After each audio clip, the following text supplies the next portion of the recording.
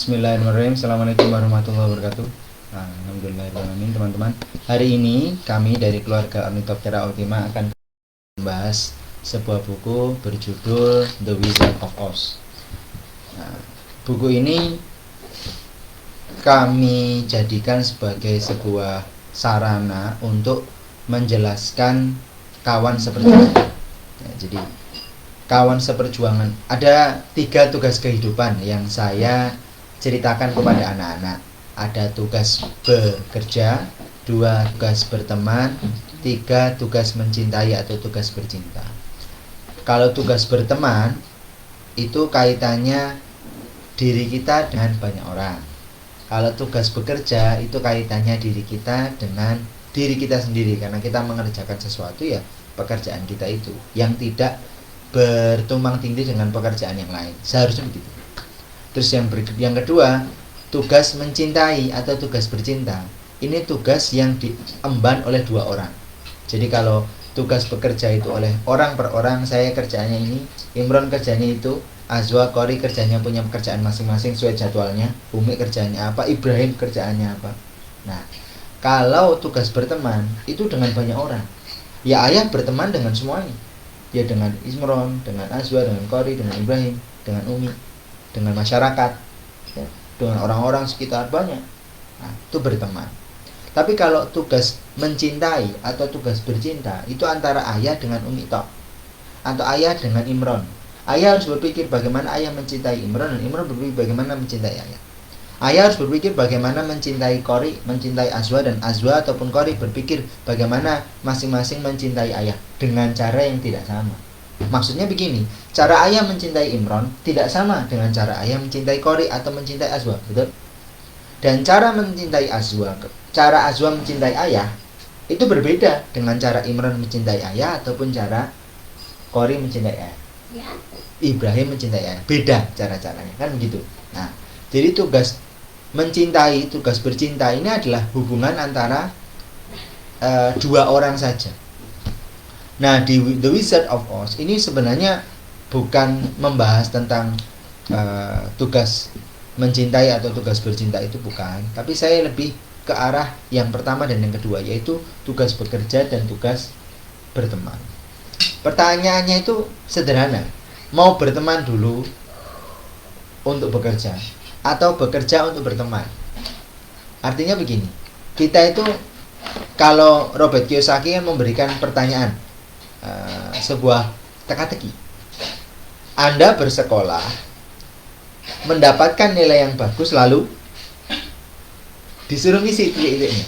Dan hampir semua orang berkata, Anda bersekolah, dapatkan nilai yang bagus, lalu Anda dapatkan pekerjaan yang bagus, ya, dapatkan, atau gini, kalau dengan nilai yang bagus, kamu punya teman-teman yang bagus. Teman-teman yang bagus, jaringan yang bagus, network yang bagus itu membuat kamu mendapatkan pekerjaan yang bagus. Itu yang dulu ayah dapatkan ketika di ITB.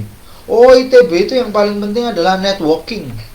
Oh, maka ketika Anda punya nilai yang bagus, Anda punya teman yang bagus, rata-rata anak ITB pinter. Masuknya susah, keluarnya susah, di sana juga susah. Susah belajar maksudnya. Nah, jadi apa namanya? Udah orang-orang pintar tuh, kompetitif, egaliter, setara. Nah, lalu dari situ kita akan mendapatkan pekerjaan yang bagus, ya. Jadi berteman dengan orang-orang yang bagus, yang pintar, lalu akan mendapatkan pekerjaan yang bagus. Itu juga yang dipikirkan oleh Yanti. Ketika ayah bersekolah di sekolah yang bagus, di mana para juragan menyekolahkan anak-anaknya di situ. Nah, di sekolah itulah Yanti dengan para juragan itu, anaknya itu setara. Gitu. Ayah berteman dengan anak-anak para juragan itu. Dengan sendirinya ibu terangkat harkat derajat martabatnya. Karena ayah pinter, gitu loh. Jadi bersekolahlah di tempat yang bagus, dapatkan nilai yang bagus. Ayah dapat nilai bagus. Ayah punya teman. Lalu dari teman itu, ayah akan mendapatkan kelak pekerjaan yang baik. Kira-kira pikirannya begitu. Jadi umumnya orang berpikir berteman lalu bekerja. Atau sebaliknya, ada juga orang yang bekerja kemudian berteman. Kita kerja nih, Ayah kerja di perusahaan. Nah, dari kerja perusahaan itu kemudian ayah punya teman. Awalnya nggak kenal, awalnya bukan teman, tapi karena pekerjaan menjadi teman. Kan itu kan? Karena ayah di apotek, ayah jadi berteman dengan tante Dea, dengan tante Devi, ya, dengan banyak yang lain. Nah, kayak gitu contohnya. Itu berteman, bekerja kemudian berteman. Jadi dua hal ini kita bisa melakukannya. Nah, lalu kalau kata Alfred Adler ya, masalahnya itu adalah kita terlalu banyak bekerja dan terlalu banyak berteman sehingga kita lupa untuk mengerjakan tugas kehidupan berikutnya, yaitu mencintai. Kita berpikir bahwa pekerjaan itu segala-galanya sehingga ada orang mabuk bekerja. Pekerjaan itu pokoknya segala sesuatu sehingga dia lupa untuk berteman, bahkan tidak ingat dan tidak terpikirkan sama sekali untuk melakukan tugas mencintai. Anaknya dititipkan. Terus ada yang fokus pada berteman, ya. Dari teman itu dia mendapatkan banyak pekerjaan-pekerjaan, dapat proyek, dapat klien dan sebagainya. Nah, kemudian dia lupa bahwa ada tugas mencintai yang lebih utama dibandingkan teman. Ayah pernah kayak gitu. Ayah berpikir ketika ayah berteman, ayah akan mendapatkan jejaring, mendapatkan klien, mendapatkan teman untuk kerja bareng, ya. Bisnis saya menjadi berkembang. Tapi kemudian waktu Imron lahir itu, ya, 2018, ayah kemudian lupa bahwa ayah itu punya Imron yang harus diurus. Maka di 2019, ya, ayah taubat, ya. Ayah taubat, ayah berhenti untuk tidak berinteraksi dengan banyak pertemanan. Ayah kurangi karena ayah fokus untuk mengajari berteman dengan Imron, mencintai Imron. Kira-kira begitu. Nah, di Wizard of Oz ini juga seperti itu, bahwa seorang kan ceritanya itu gini ya, si siapa namanya, tokoh utamanya itu namanya Dorothy dengan anjingnya. Dia kena badai, tiba-tiba sampai di negeri Oz, The Wizard of Oz, negerinya para penyihir, dibagi menjadi 4 kuadran. Terus di sana itu dia bingung, dia harus bagaimana, dia pengen pulang, ya.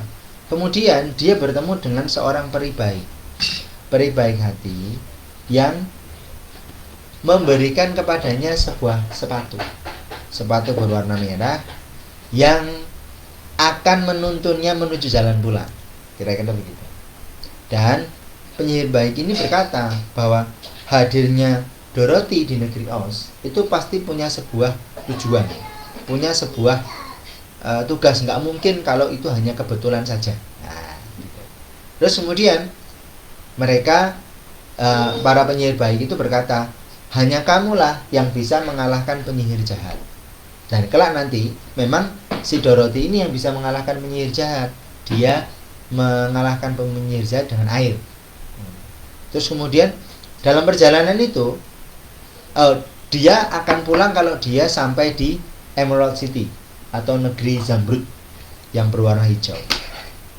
Nah, si Dorothy ini kemudian berjalan bersama anjingnya. Dia bertemu dengan Mr. Scarecrow, ya, si jerami, bapak jerami yang baik hati. Jadi jerami ini dia memiliki hati yang baik, ya, Scarecrow. Tapi dia merasa dia bodoh dan dia sering dibodohi orang.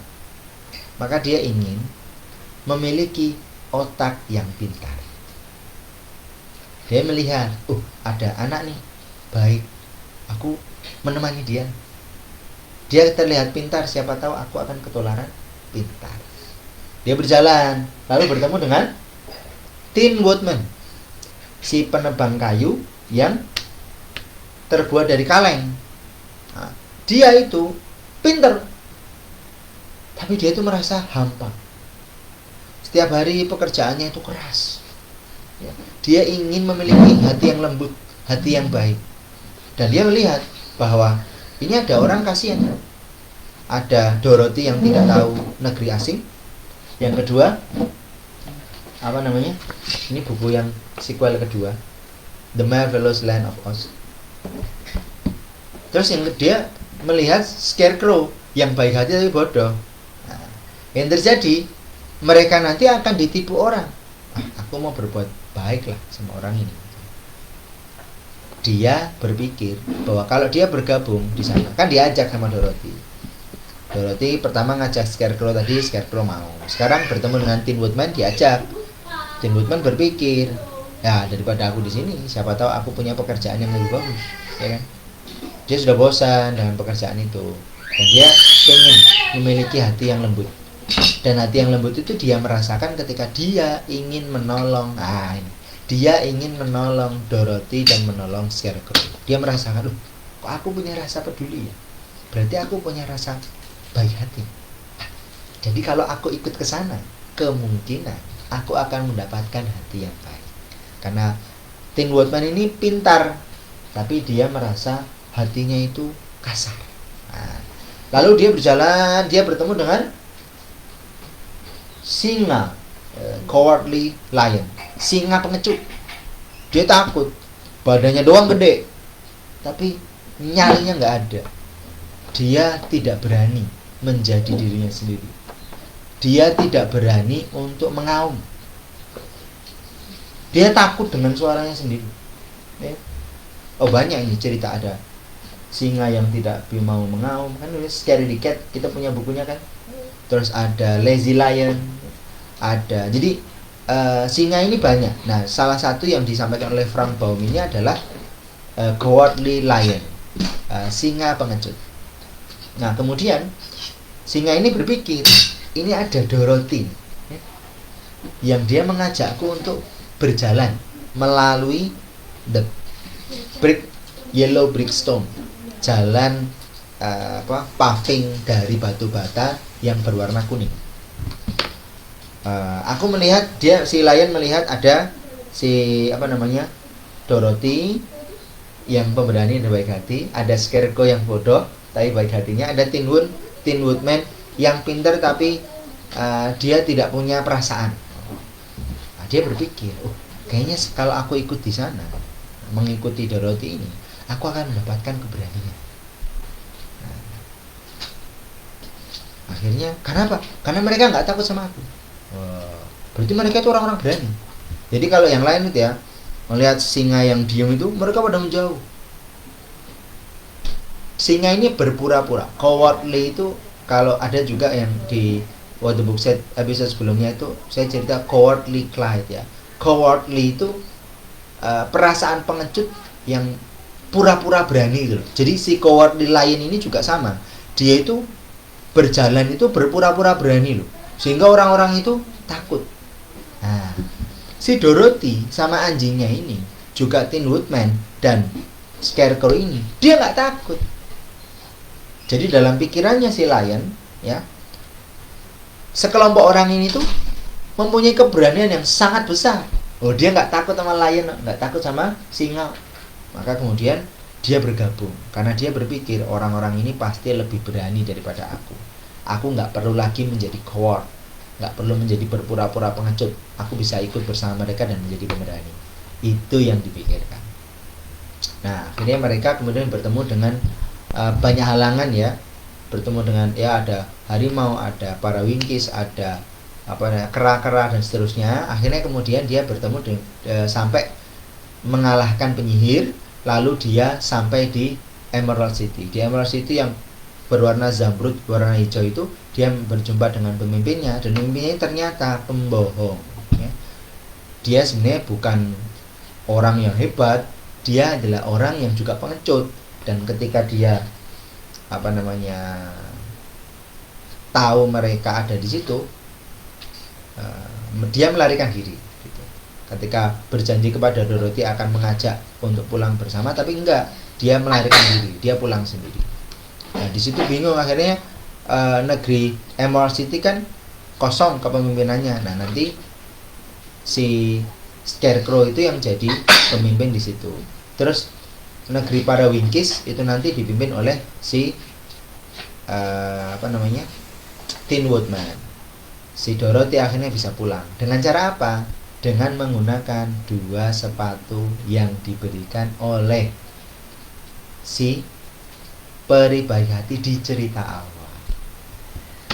Dari sini saya cerita kepada anak-anak bahwa Yang wajib kita lakukan itu adalah melalui sebuah jalan. Melalui sebuah jalan yellow brick stone. Di sana kemudian kita akan bertemu dengan kawan-kawan seperjuangan. Kita bertemu dengan orang-orang yang dengannya kita saling berkontribusi, saling membantu untuk mendapatkan perasaan sosial.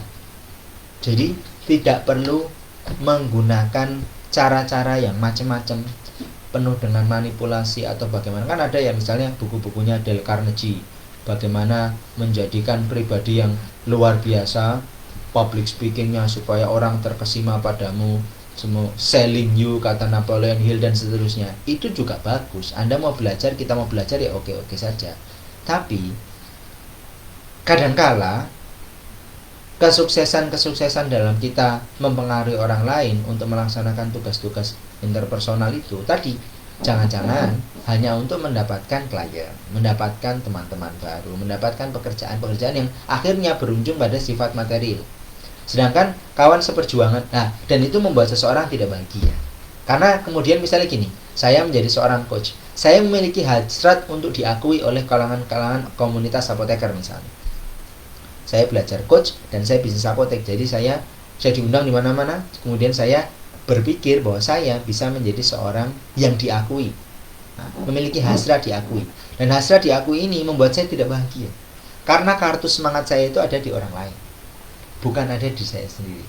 Nah, ketika saya belajar Alfred Adler itu, saya belajar bahwa kartu semangat ini tidak boleh diberikan kepada orang lain. Kartu semangat ini dimiliki oleh saya, dipegang oleh saya. Jadi apapun yang terjadi, saya selalu bersemangat. Saya selalu merasa terberkati. Saya selalu merasa mendapatkan banyak rahmat, banyak syukur, dan seterusnya. Ucaplah Alhamdulillah, dan seterusnya. Nah, itu yang membuat saya sadar bahwa sebenarnya kalau kita banyak atau menyibukkan diri dengan aktivitas berteman, itu akhirnya kita akan menjadi atau kita akan sibuk memenuhi ekspektasi orang lain. Kalau kita sibuk atau banyak bekerja, yang terjadi kita akan lalai. Karena pekerjaan itu ya sesuatu yang kita senangi itu sangat melenakan, sehingga kita akan lupa dengan berbagai macam tugas-tugas kita yang lain. Nah, akhirnya saya mendapatkan sebuah kesimpulan. Bekerja sewajarnya, berteman seperlunya, dan mencintai atau bercinta sebanyak-banyaknya. Gitu. Jadi kalau kita bekerja ya sewajarnya. Saya belajar kemudian di tahun setelah COVID itu bahwa bekerja ya wajar. Saya harus bekerja, tidak kemudian apotek yang lain buka 24, saya nggak buka 24 jam. Saya buka wajar loh. Jam 7:04 saya buka, karena nanti jam 7 mulai orang pertama datang, jadi saya buka 15 menit sebelumnya, lalu tutup jam 8. Kenapa? Karena saya berpikir bahwa tahun 2020 itu ya, saya harus menyediakan waktu selain untuk bekerja juga untuk anak-anak. Kalau saya tutup jam 9, jam setengah 10, jam 10, nanti saya pulang anak-anak udah tidur. Tapi kalau jam 8 saya tutup, saya pulang, itu anak-anak masih bangun, masih ceria, mereka udah sikat gigi, tinggal baca dongeng, literasi. Jadi saya masih bisa bekerja di bidang literasi. Saya bisa bercerita, saya juga masih bisa ngobrol sama istri dan seterusnya dan sebagainya. Karena kalau misalnya saya nggak sempat tidur siang atau nggak sempat ngeliep sedikit itu, nanti malam udah ngantuk banget. Nah, jadi saya pulang lebih awal itu membantu saya, dan saya bilang kepada karyawan-karyawan, itu akan membantu kalian melakukan interaksi hubungan dengan keluarga kalian menjadi lebih berkualitas. Bekerja sewajarnya. Berteman, saya itu pengen punya banyak teman, karena almarhum bapak saya itu bilang, pokoknya kunci hidupmu itu adalah 1, kawan yang banyak. 2, kejujuran. Kejujuran dulu. Kejujuran. 2, kawan yang banyak. Kejujuran, keterampilan, kawan yang banyak. Kata bapak saya begitu, almarhum bapak saya. Saya punya kejujuran, saya berusaha untuk jujur. Yang kedua, saya punya keterampilan, saya berusaha untuk terampil. Nah, kemudian yang ketiga, kawan yang banyak. Ketika saya punya banyak kawan, saya itu sebenarnya nggak bisa milih mana kawan yang tulus, mana kawan yang modus. Saya nggak ketemu dengan comrade in arms itu. kawan seperjuangan itu saya nggak ketemu. Banyak. Kemudian saya memahami, oh ada hukum deprivasi relatif. Saya ketika berteman ini, saya akan menjadi ikan kecil dalam kolam besar komunitas. Saya kemudian berpindah masuk ke hukum deprivasi relatif, menjadi ikan besar di kolam yang kecil, artinya dalam kolam keluarga. Nah, apa yang saya alami, dinamika itu kemudian menjadi, saya memahaminya sebagai yellow brickstone ini, sebuah jalan yang harus saya tempuh, dan kemudian saya bertemu dengan orang-orang yang sebelumnya tidak saya kenal gitu. Sebelumnya tidak saya kenal, tapi kemudian mereka menjadi kawan seperjuangan saya. Kawan seperjuangan itu gimana? Saya tidak memandang mereka sebagai musuh. Saya tidak memandang mereka sebagai kompetisi, tidak berkompetitor, enggak. Saya berinteraksi dengan mereka seperlunya. Saya mendapatkan perasaan sosial di sana. Saya merasa dihormati, dihargai, dicintai sebagai pelanggan, sebagaimana saya juga memperlakukan mereka sebagai supplier, misalnya gitu. Sebelumnya saya nggak kenal sama si tukang bebek, ya. Kemudian karena saya ada keperluan, saya jadi kenal dengan si tukang bebek. Saya membeli bebek dan saya membeli telurnya. Nah, itu contoh. Si tukang kayu, si tukang servis. Awalnya saya nggak pernah kenal dengan mereka. Kemudian saya berinteraksi. Dari pekerjaan itu saya diberitahu, Mas Arif, karburatornya harus ganti, vakumnya itu udah rusak dan sebagainya. Kalau diganti vakum dok nggak bagus. Dan seterusnya dan sebagainya. Nah, ini yang kemudian saya memahami, oh ini itu adalah orang yang baik dari interaksi itu. Nah, kalau nanti saya ditanya oleh almarhum bapak saya misalnya, atau ada anak saya nanti nanya bagaimana saya mengimplementasikan nasihat dari almarhum bapak saya mengatakan bahwa ayah memiliki kawan yang banyak, itu seperlunya, berinteraksi dengan mereka seperlunya. Saya sebelumnya nggak kenal sama Gus Adi susu kambing itu, tapi begitu saya memerlukan susu kambing, saya dengannya, saya berinteraksi, saya tahu dia baik. Dan kalau dia ditanya sama orang lain bagaimana Pak Arif, dia jawabannya insya Allah akan baik. Akhirnya apa? Kebahagiaan itu terjadi ketika saya menerima diri saya sendiri, orang lain juga menerima diri mereka masing-masing, lalu mereka yakin bahwa saya akan melakukan yang terbaik untuk para pelanggan saya di apotek. Sebagaimana saya juga yakin saya sebagai pelanggan akan diperlakukan baik oleh Mas Kirno, si tukang servis. Saya sebagai pelanggan akan diperlakukan dengan baik oleh Mas Andi, oleh Mas Anung, dan sebagainya. Saya sebagai pelanggan diperlakukan oleh Mas Darso. Saya akan baik diperlakukan oleh dan seterusnya dan sebagainya. Banyak orang. Nah, akhirnya teman saya banyak. Tetap banyak sih. Tapi saya berteman dengan mereka itu sesuai dengan keperluan saya. Bukan modus. Apa kata Yuval Noah Harari ya? Kesetaraan ini dibangun dengan apa? Dengan uang. Wis kita bekerja, saya bekerja di sini, kamu bekerja di situ, kita berinteraksi dengan uang, setara. Tidak merendahkan, tidak juga meninggikan. Bukan karena saya ingin mendapatkan uangmu lalu saya bagaimana memberikan pujian atau memberikan apa kepadamu, enggak. Dan bukan karena saya itu ingin mendapatkan keuntungan dari kamu lalu saya menjelek-jelekkan barangmu, enggak. Setara. Nah, disinilah kemudian saya bertemu kawan-kawan seperjuangan ini sebenarnya akan membentuk masyarakat itu menjadi fungsi yang optimal, fungsi yang baik. Alhamdulillah, kira-kira begitu. Nah, saya menceritakan prinsip Alfred Adler ini kalau kepada anak-anak agak sulit. Dengan The Wizard of Oz, saya jadi mudah. Ini loh, yellow brickstone-nya ayah dan umi itu di homeschooling. Ada 4 nih. 1 di buku dan literasi, 2 di plant-based menu atau di menu-menu makanan kesehatan gizi termasuk ke apotek. Saya nggak modus buat harus ngomset, enggak. Ya. Itu di buku long tail itu juga nggak selalu saya harus ngomset, nggak harus. Terus yang berikutnya ekologi ya, di bidang ekologi, di bidang ketahanan pangan, di bidang perkebunan. Saya tanam tanaman, kemudian saya bikin sayur, saya berbagi. Yang terakhir, art of discovery atau apa itu namanya, kegiatan kewirausahaan, kegiatan-kegiatan ekonomi kreatif. Nah, disitulah kemudian saya berinteraksi dengan teman-teman, termasuk saya dan anak-anak jualan buku ini. Jualan buku ini adalah bagian dari ekonomi kreatif. gitu. Karena saya tidak sekedar jualan buku, tapi saya menjual buku dengan nilai, dengan value yang akan membantu mereka. Seperti ini, Oxford Reading Tree. Saya tahu bagaimana saya memanfaatkannya, dan saya bisa mengajari orang lain bagaimana cara memanfaatkan buku-buku seperti ini agar berguna bagi aktivitas pendidikan mereka di rumah. Nah, contohnya begitu. Ini adalah kawan seperjuangan. Jadi saya bercerita pada anak-anak, ini Yellow Brickstone kita, dan dalam Yellow Brickstone kita akan bertemu dengan Ian, dengan Deson Sihite, dengan Ari, dengan Neng Tasa dan sebagainya itu. Itu adalah teman-teman kawan seperjuangan. Mereka bekerja dengan cara mereka sendiri gitu. Saya tanya, itu kenapa si Ari nggak jualan di Shopee? Lama ya. Gitu. Betul juga. Mereka bekerja dengan cara mereka sendiri, dan saya bekerja dengan cara sendiri. Kami kawan seperjuangan, tidak menganggap sebagai musuh. Tidak, walaupun sama-sama jualan buku. Menarik juga nih. Kebayang gak sih? Saya itu kepikiran ya, menerapkan kawan seperjuangan itu di apotek. Alah. Pikirannya teman-teman apotek itu, apoteker, kayaknya itu nggak sama gitu loh dengan teman-teman yang jualan buku.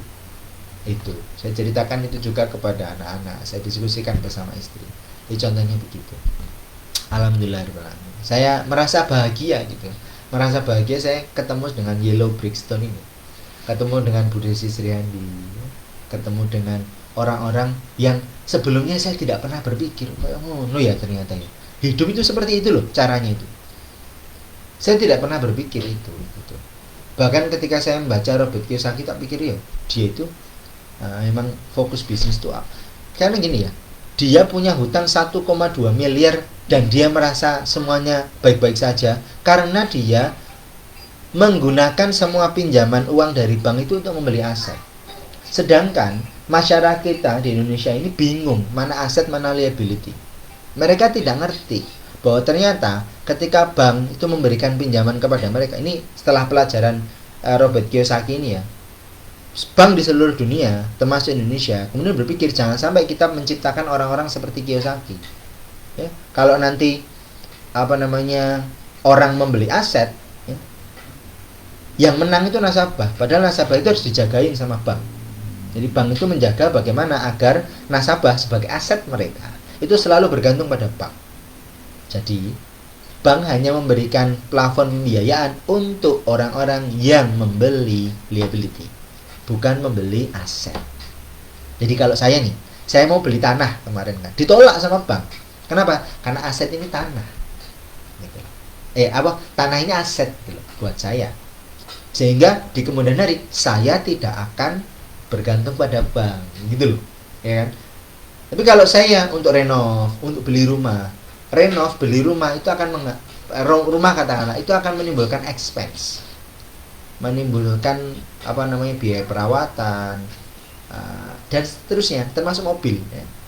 Itu akan memunculkan expense yang kemudian akan membuat keuangan saya itu tergerus. Nah sekarang ya, misalnya saya beli mobil nih, harga 200, saya hutang, nanti saya bayarnya berapa, terus selama pembiayaan itu harganya juga akan turun nanti di akhir. Terus ketika sudah lama dia akan menimbulkan biaya-biaya untuk perawatan. Yang terjadi apa? Ya barang itu tidak lagi menjadi aset bagi saya. Kalaupun itu disimpan, harganya juga enggak akan sebanding dengan ketika saya membeli baru plus biaya untuk bank. Itu loh, kalau kita mau ngitung-ngitung. Makanya Morgan Housel di Psychology of Money itu bilang bahwa dividen terbesar untuk orang-orang yang punya uang itu adalah waktu. Jadi kalau saya ada orang yang nanya, apa yang paling mengesankan bagimu setelah membaca Morgan Housel, saya bilang, gunakan uangmu untuk membeli waktu. Sehingga dengan waktu itu kamu sempat baca buku, sehingga pikiranmu itu berkembang, hatimu itu lebih dewasa. Nah, jadi kan, terus apa yang paling dividen yang paling rendah? Kalau tadi dividen paling tinggi adalah waktu, dividen paling rendah apa? Dividen paling rendah itu adalah ya rumah, mobil sih. Dia bilang pertama kali mobil, kemudian baru aset-aset material yang lain. Gitu. Jadi kalau kita mau menabung, itu fokus pada aset. Oh banyak sekali ya. Ini ya seperti inilah menariknya kalau wonder bookset itu. Satu bidang bisa dikaji dengan banyak. Terima kasih, semoga bermanfaat. Barakallahu fikum. Assalamualaikum warahmatullahi wabarakatuh.